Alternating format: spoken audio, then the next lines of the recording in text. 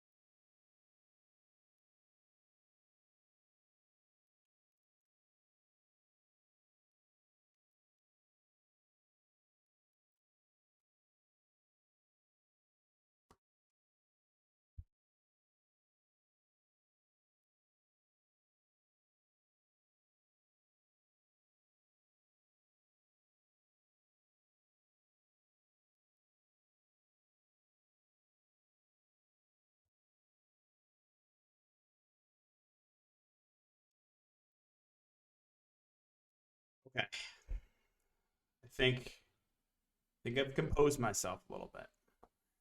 So had to break out the old notebook tonight.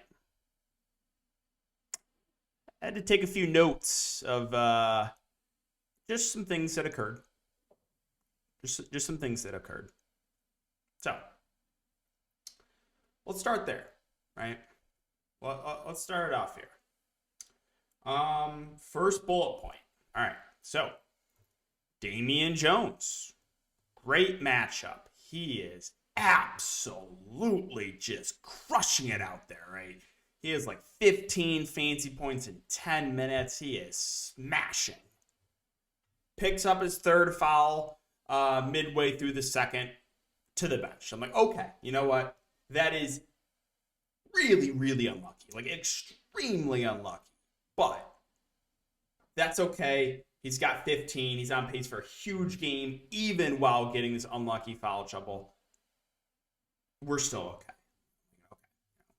Let's see what happens at half. In the third quarter. Open up my phone. First play of the third quarter. Damian Jones, fourth foul. Right to the bench. But let me mention this. If there is a chalk player that I fade and they get in foul trouble, they stay in the game. And it has happened the last 5 times. So that I fade a chalk player, gets in foul trouble, they stay in the game. Me, someone anywhere close to foul trouble, no way. Right to the bench. And you want to know what?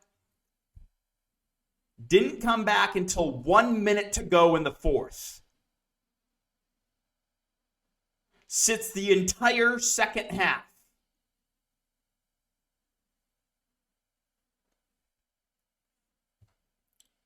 I faded Chalk, Chumo, Kiki 4 or 5 times this year, right? Because he's not a super high usage guy. He's a do-it-all guy. Can kind of do a lot of different things. But I have faded him 4 or 5 times when he's been very popular. And every time it is 5 blocks and 5 steals for Chumo Kiki, right? He is just getting an just unreal amount of blocks and steals. So I'm like, okay, no Wendell Carter Jr. This is a good matchup.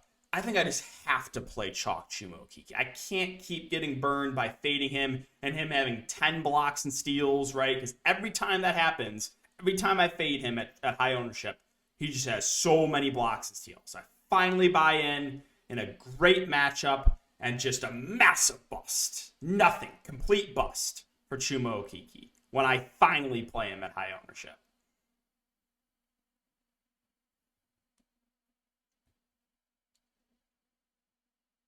Giannis Antetokounmpo. Absolutely smashing. No, sure, right. I know he's not alone. I know he's not low owned. He got a good amount of ownership, right? He's crushing, looking great for him. blowout. Without Ja Morant, they get blown out. Gets pulled with like 5 minutes to go.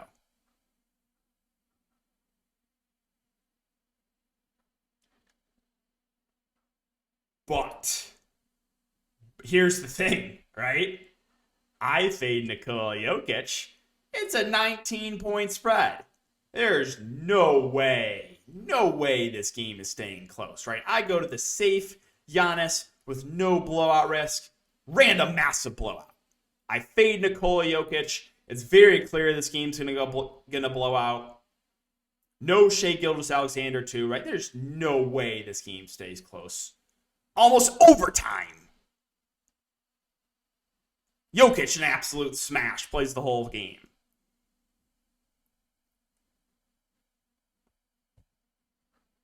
I go back to Christian Wood tonight because if he went off tonight after the random blowout last night, I just would have lost my mind. So go back to him. It's a competitive game. It's 60-60 at half. I'm thinking, okay, Wood's got to have a great first half here. There's great matchup. Again, if it wasn't for the blowout, he would have broken the slate last night. I checked to see what Christian Wood has. He has like 8 points and 1 board at half. Just a massive bust.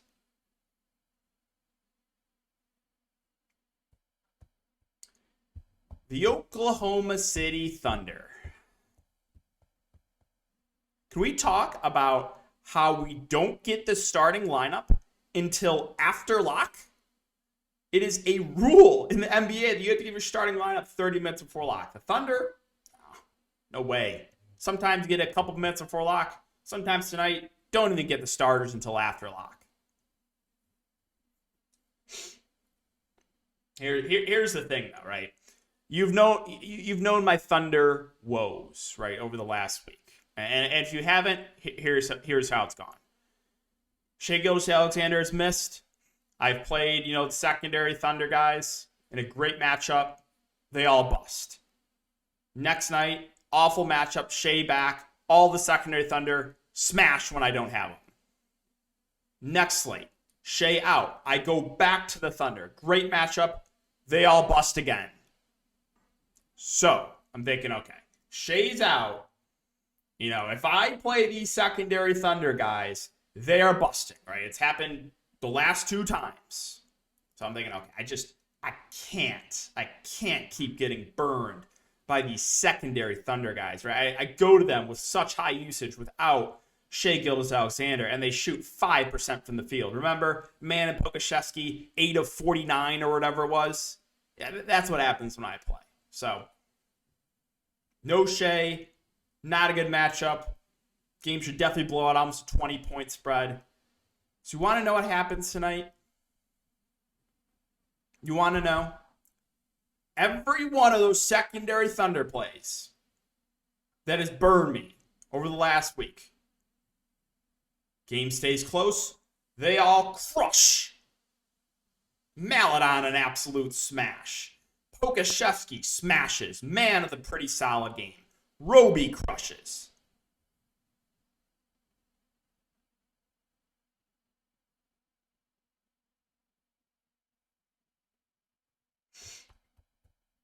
And then, there's more.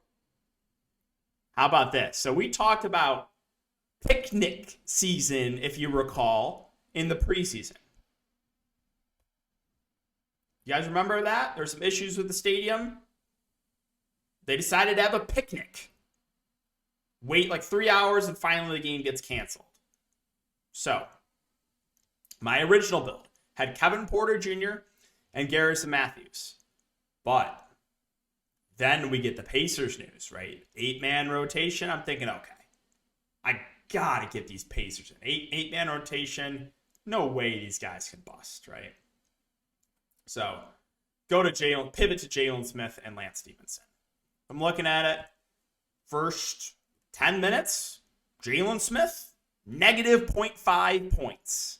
Lance Stevenson, 0 for 5 from the field. So I'm already tilting. And then I see this notification pop up.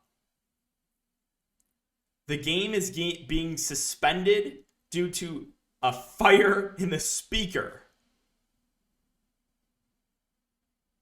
Speaker season. New way to lose money. Game suspended. A couple hours later, they end up finishing the game. So here's the ultimate cherry on top. I mean, this is stuff that no one can make up. What I'm about to say here. Okay? Because I'm sure you guys know. If it's like a 10 to 15 point game in the fourth quarter, and I have someone in the end where it's like getting somewhat close to a blowout, they're pulled immediately. Their coach is waving a white flag. They're giving up, right? No way are they're getting pulled like 5 minutes to go in like a 10-point game. So when we got the news, 8-man rotation on the road against the Raptors, I'm looking at it, I'm like, all right. So this game's, I think, is going to blow out. So I'm going to play Lance Stevenson because he's going to play all the minutes in the blowout, right? I'm going to play Lance Stevenson. He's going to shoot 100 times. This is great. You know, I'm going to win a ton of money here with Lance Stevenson.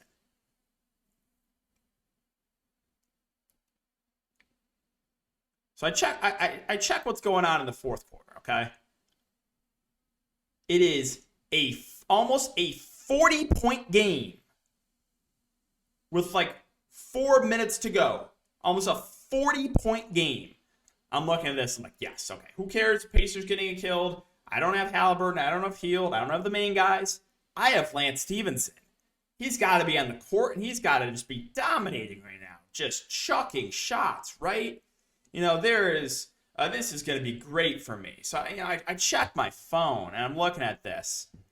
Down by almost 40. Obviously, the game's been out of hand for so long. Look at who's on the court.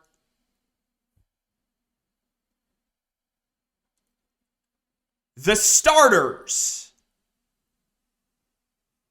Every single starter on the court.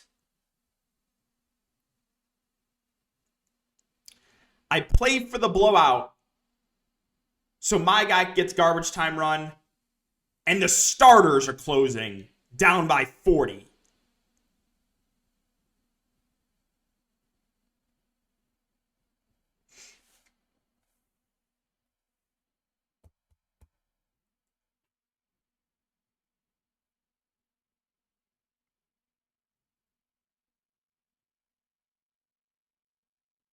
Oh, look. Christian Wood has a grand total of 19 fantasy points against the Portland Trailblazers.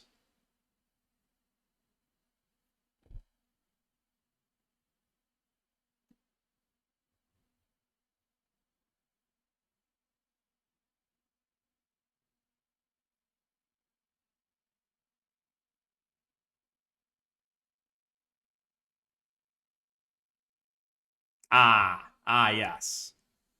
That's what I was looking to see. Garrison Matthews, good game. Kevin Porter Jr. almost a double-double. That sounds about right. But I pivot off those guys to get the Pacers. To get Lance Stevenson garbage time run. No way. It's the starters closing the game.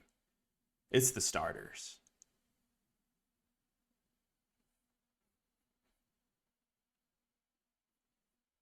High stakes. A lot of landmines here. Kevin Love, I'm shocked he still got 20% ownership coming off the bench. That was the worst play on the slate, in my opinion, unless people just weren't paying attention there. Terry Taylor, not a bad play. Got unlucky. He's 30%. This is in the Thunderdome, or Hall of Famer, $2,000 entry. Terry Taylor, 30%. Again, Lance Stevenson, got ownership. No way, right? It's the starters closing. Jalen Smith, 60%. He was kind of a letdown. Giannis, 80%. Dylan Brooks, 40%. He struggled, plus the blowout. Let's see. Chumo Kiki, 70% owned in high stakes. Damian Jones, 80%. So, yeah, a lot of busts tonight. Again, Maladon, we don't get the news, starters until after lock that he's starting. This is the winning lineup right now. Mitchell, Mann, Anderson, Smith, Jones, Maladon, Giannis, and Bam.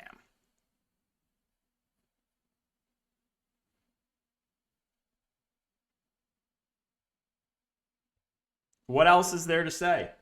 You guys want to drink some coffee? I think I need some coffee right now. If you do, you can check out the sponsor of this video. That is Roast Umber. You can use DKDFS for 20% off your order. You won't be disappointed. And it will get you through the tilting nights, I promise. So let's move on to this 6-game slate. Let's put this notebook slate to rest. And can we please not bring this out for the rest of the year? Tonight didn't happen. Did not happen in our mind. Nope, did not happen. Also, Savage Night again with another second place in Call of Duty. So back-to-back second place finishes for me for Call of Duty. It's been esports season that's been winning me a good chunk over the last couple days with NBA just being outrageous. But yeah, let's talk about the 6-gamer. We'll start off in the Minnesota side. Tough matchup against Boston. So the main guys in Cat, Edwards, and D'Lo I think all look okay. The price points have come down because of the tough matchup. All three of these guys do have a ceiling, but they all have shown a low floor as well. So I do think they're viable, though, because of the cheap price points. Anthony Edwards, again, this is a guy I can never get right either. So like all three of the main guys are in play. I don't know if there's one standout, though, with Cat, Edwards, and D'Lo. And I played Patrick Beverley last slate at low ownership. It wasn't on pace for a huge game. I'm not going to say he was on pace for a huge game. He was on pace for like 25 fancy points. Massive blowout. Doesn't touch the court in the fourth quarter. No way. But in a competitive game, he should play around 30 minutes, which I think makes him a decent value once again at that price. Vanderbilt 4-3. Should see mid-20s minutes. Fair play. Good rebounder. I think he's all right there. No Malik Beasley. No McDaniels for this one. We do have McLaughlin questionable. If he can't go, Noel might have to play, over 20 minutes at 3.1K. I think he's kind of a sneaky value play in large field tournaments. On the Boston side, so no Al Horford. Brown and Tatum both expected to play. So, with Horford out, I assume it's Grant Williams that moves in the starting lineup, and I assume you probably get a little bit more run at the 5, or a few more minutes for Robert Williams. You probably get Daniel Tice, solidly in the rotation as well. But at the top end, in Tatum and Brown, again, good matchup for both. I think both are solid options. I probably have a small lean to Brown over Tatum for the price point, but I think both look pretty good here. Robert Williams, again, the price has come down. The minutes haven't been necessarily secure, but without Al Horford, I would think he plays more. You never know, though. They could go to Daniel Tice, but if we get like mid-30s minutes from Robert Williams, I definitely think that is too cheap. So I'm very much intrigued by Robert Williams. Still not 100% certain he gets more minutes. Again, they could just go to the dust of Daniel Tice, but I think Robert Williams is an intriguing player in the mid-range. And then Marcus Smart, he's going to handle the point guard. Point guard duties. He's probably going to get a good chunk of assists. 8, 8, 7, and 13 assists over the last 3 games. So I think he makes for a pretty safe option in the mid-range. Derek White feels a little bit pricey there, 5-3. Again, I think Grant Williams moves in the starting lineup. He's a fair value play. Not going to do a ton when he's on the court, though. And then Daniel Tice. So, he's only 3.3K. I think he plays the backup 5 here. And if something happens to Robert Williams, some foul trouble, or they just decide they want to give Daniel Tice more minutes, I think he's a guy that could definitely pay off the salary. So intrigued by Tice there at only 3.3K. Moving on to Golden State and Washington. So still no Steph Curry. I expect big minutes here for Klay Thompson and Jordan Poole, because we've been getting about 40 minutes from them in competitive games over the last couple. So Thompson, sure, he's a little bit scoring dependent. He did have a great game last game for 37 real life points. So he's definitely in play. I still think Poole's a little bit of a safer option. He's going to do more of the ball handling, 9 and 10 assists over the last couple games. He had 22 shot attempts. So I like both the Golden State guards, but do prefer Poole to Thompson. Staying away from Wiggins. Draymond Green is 5'8". Expect 25 to 30 minutes from him. But really haven't seen that big minutes bump yet where he's playing like 35. So I'm still going to pass on Draymond Green. The rest of the Golden State Warriors, just good luck trying to figure out what the minutes going to be, right? It was Otto Porter a couple games ago that had a few big games. Back down to 19 minutes.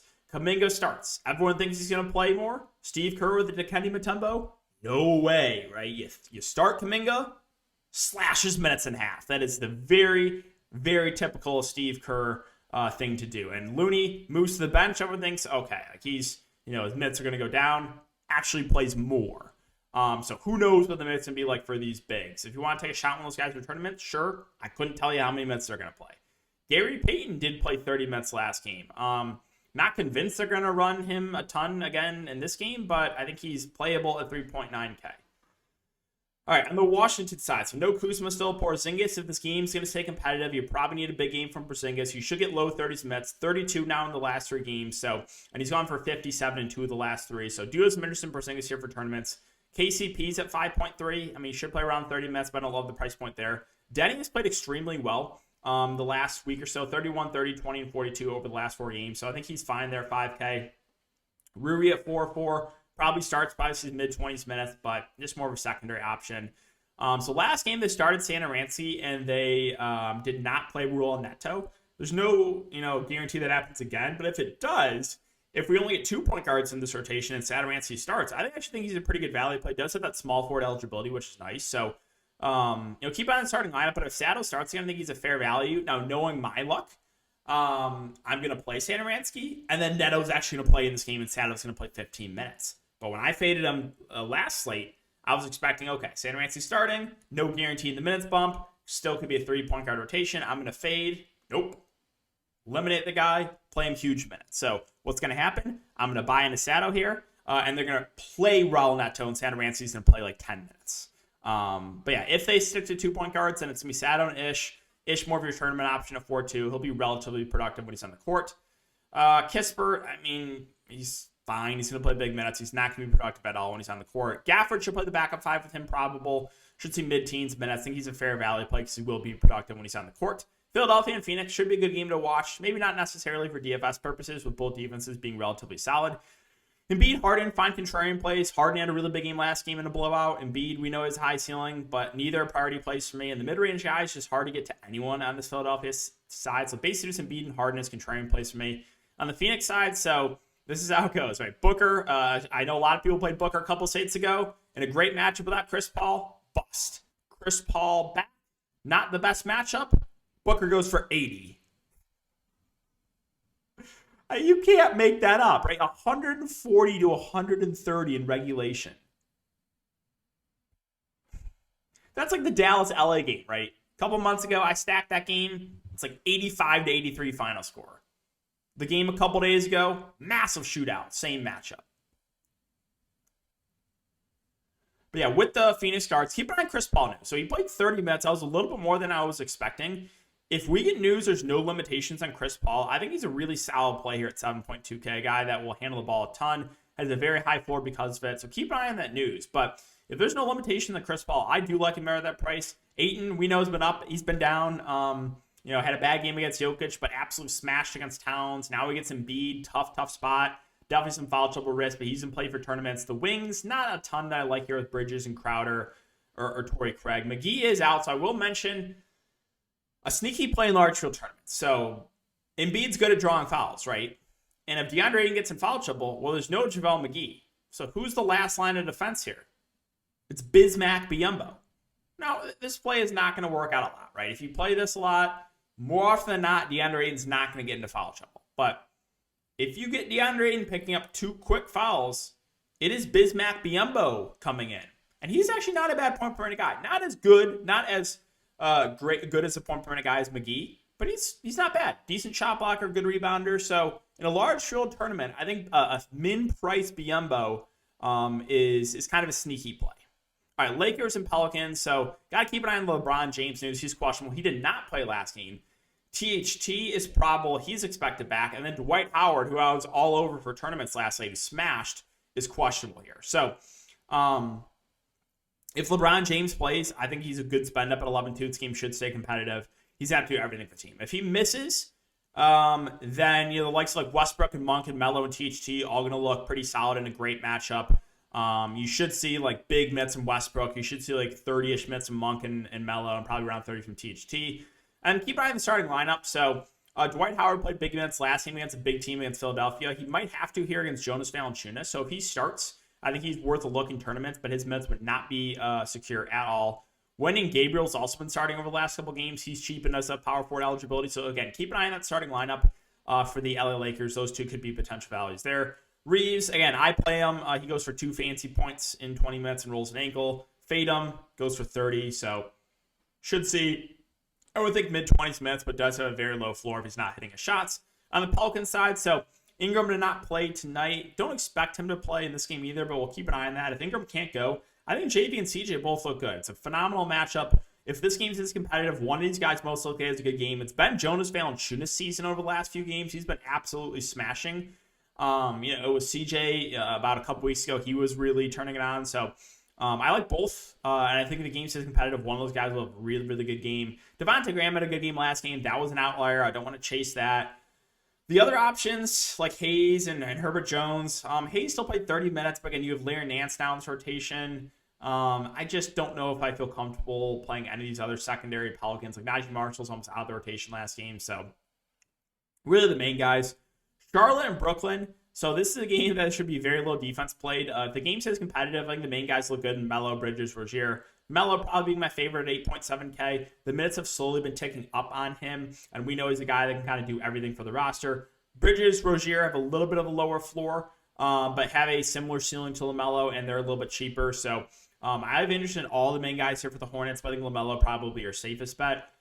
As far as the bigs go, I mean, like Washington, Plumlee, Harrell are all fine. You just never know where the minutes are going to go. I guess, minutes-wise, PJ's probably the guy you're going to feel the best about. He's been averaging close to 30 minutes. We're Plumlee. So I take the over on his points, rebounds, assists at 17. Because I'm thinking, okay, he's got to play mid-20s minutes in this game. Well, he is crushing.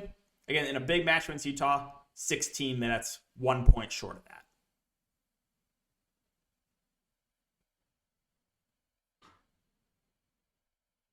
And then Harrell, again, his minutes probably the most at risk. Like there's a chance he'll only play like 12 minutes, but he'll be productive when he's in the courts. Like the bigs are all in play, but obviously some risk with all three.